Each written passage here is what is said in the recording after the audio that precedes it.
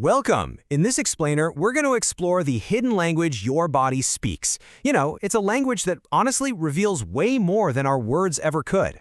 So let's start with a feeling we've all had. You're talking to someone and they tell you, oh yeah, everything is fine.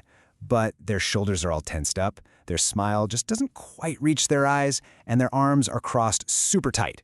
You just feel that mismatch, right? That conflict between what they're saying and what their body is screaming. And that feeling brings us right to our first section. We're going to uncover the source of these mixed signals. And look, this isn't necessarily about someone lying. It's about a deeper kind of unconscious truth that's fighting its way to the surface. This mismatch actually has a name.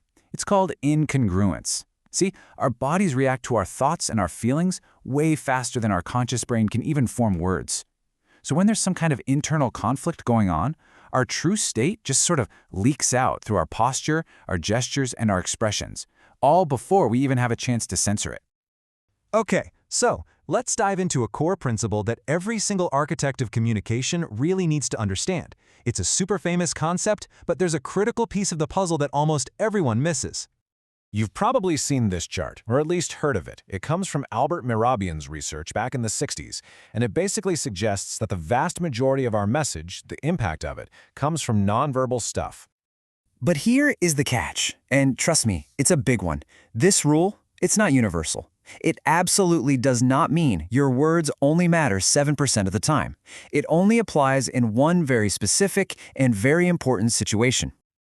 And here is the key. This 55-38-7 rule only applies when there is incongruence. When what someone says and what their body does are in conflict, we instinctively, automatically trust the nonverbal message. The body story wins every single time. So as the architect of your own communication, you're going to need a toolkit, right? To read these signals in other people and, just as importantly, to manage them in yourself.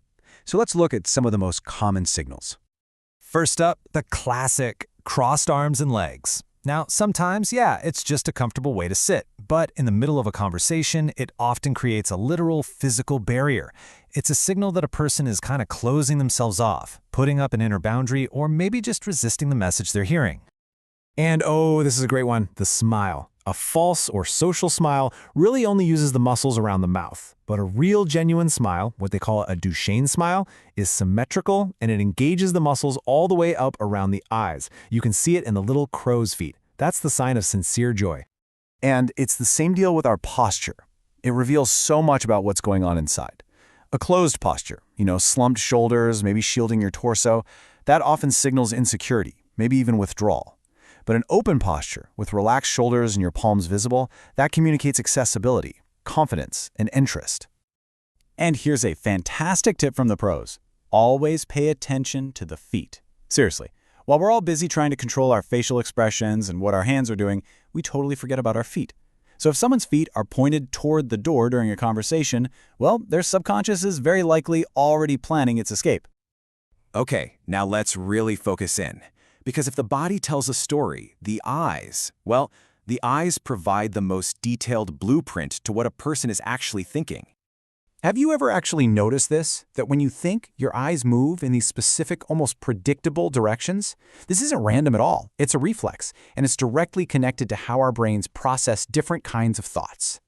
So generally speaking, when you look up, you're tapping into your visual processing center. You're either remembering an image, like what color is your front door, or you're constructing a brand new image of something you've never seen before. Now, looking off to the sides, that's linked to auditory processing. It happens when you're trying to remember the sound of someone's voice, or maybe the melody of a song. Or it could be when you're literally constructing the next sentence you're about to say inside your head. And looking down, that connects to a couple of things. Either accessing deep feelings and emotions, or engaging in that internal dialogue. That little voice in your head that's always analyzing and commenting on everything. Okay, now this slide, this is the master blueprint. It shows how these IQs typically work from your point of view, as the observer. So, for instance, look at the table. If you ask someone, what color was your first car, and their eyes flick up and to your right, they're probably accessing a real visual memory. But if they go up and to your left, like the chart shows, they might be constructing an image. Now listen, this is not a foolproof lie detector, okay? But it is an incredibly powerful clue into how someone is thinking. So what do we do with all this? How do you, as the architect, use this incredible knowledge to build better, more authentic, more powerful communication? Well, it boils down to 3 key steps. First, you can build amazing rapport by matching the sensory language someone is using. If they're looking up a lot, use visual words like, "I see what you mean." Second, you can detect that incongruence we talked about. If you ask a memory question and their eyes move toward the construction side, that's a little flag. It's a reason to ask a deeper question. And third, you can start to unravel their entire thinking strategy just by watching the sequence of their eye movements. Ultimately, the real goal here is to become what the source material calls coherent.